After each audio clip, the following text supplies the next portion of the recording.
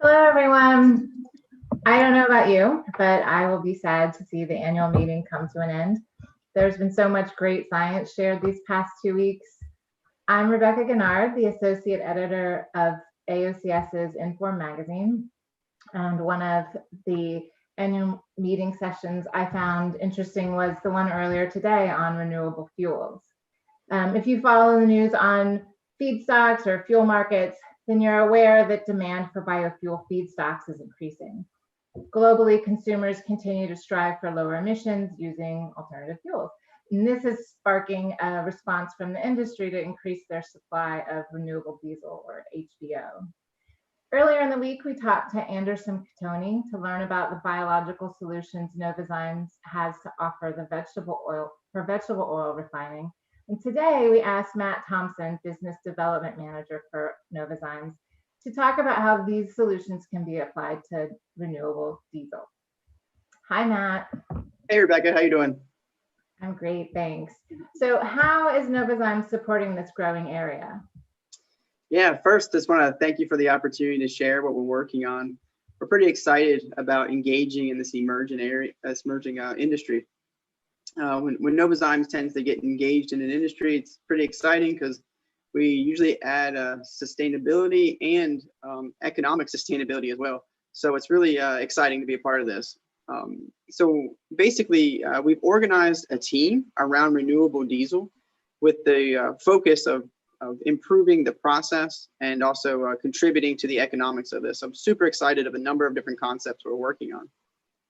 It sounds exciting. So are you working on anything that'll make an immediate contribution? Yeah, feedstock in the renewable diesel process is critical, both from a substrate source and from a feedstock quality. And our enzymes are being used in the renewable diesel purification process. So Lecitase Ultra and Corlo P break down phosphorus. And phosphorus is a contaminant to the catalyst in the HVO or renewable diesel process. Also, another benefit of breaking down the phosphorus is that it releases additional oil. So your feedstock is released and then further converted into renewable diesel. So you get both the extension of the catalyst useful life, but you also get an improved yield. So these are two benefits that you'll get from the implementation of this technology. And it really hits the core of what Novozymes is about better business with biology. So that sounds similar to what Catoni described. Is that right? Yeah, it's a good catch there, Rebecca. So we are able to leverage some of the technologies that we've developed for the vegetable refining market. So we've been in that space for some time, and Catoni is exciting launching another product in there that gives us another, let's say, tool in the toolbox for that game. But here we're able to leverage that technology and the pre-treatment for renewable diesel. Now that is the starting point for these applications. It's definitely not the finished the goal line. Our goal is to continue to understand the unique characteristics of the environment within the renewable diesel, their needs, and then build from that. And that will be one of the core focus areas of our team. And what are some other areas that your team is excited about? Yeah, if we start from the feedstock, we just talked about a bit of the purification side, but we're also, let's say, experienced in the modification side. So feedstock for us is really an obvious place to spend a lot of time. With the modification, we have experience in products that do fat splitting that can kind of basically help customers hit their FFA specs depending on what their process is looking like. Mm-hmm. So I have a vision of taking some of these other industries and taking their current byproducts and converting them into co-products.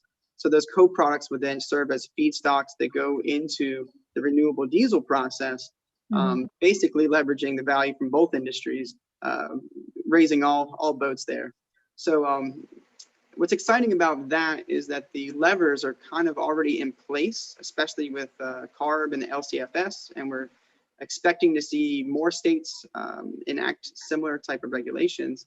But if we're able to leverage the CI scores, that's carbon intensity scores of lower, say, value feedstocks, then that really magnifies the entire picture for us. So I'm really excited about that. Now, beyond feedstocks, of course, looking at process optimization and what we can do in in the process will also be a focus area for us. Mm. So it's great that Novozymes is engaging in this space. I'm sure as an enzyme supplier, you're uniquely positioned to offer solutions for this market. Can you talk a little bit more about that? Yeah, it's really interesting for us because we've been engaged in the ethanol space for a long time. We're in the vegetable oil refining space, and we basically see this conversion of a lot of the different industries that we're already engaged in, including our forestry businesses and other technical industries. So given that we're kind of upstream and downstream, that's a place that we play. We already have relationships with feedstock producers, with engineering firms, and we have basically a track record of innovation in all these areas. So I'm really excited about kind of taking all the pieces that we're already working in and then putting together and see how we can leverage that experience into an area that we haven't, say, focused on in the past. And I've been with Novozymes for a while, but sometimes I still get surprised at the diversity of the team that we actually have, both from their previous careers and also the technologies that they've been exposed to either within Novozymes or somewhere else. And for me, I feel like it's a real competitive advantage for Novozymes to be able to bring a lot of different perspectives to a challenge. Yeah, it sounds like you're addressing a lot of different segments of this industry, and our audience also covers a range of areas. What else would you like to let them know about this initiative? Yeah, it's great to actually have that broad audience because they're the folks I want to talk to. We're starting this journey with this new team. We're engaging renewable diesel producers, catalyst producers, other industry leaders. But we also want to engage more folks. This is how it's going to point us in the right direction to hear from the market.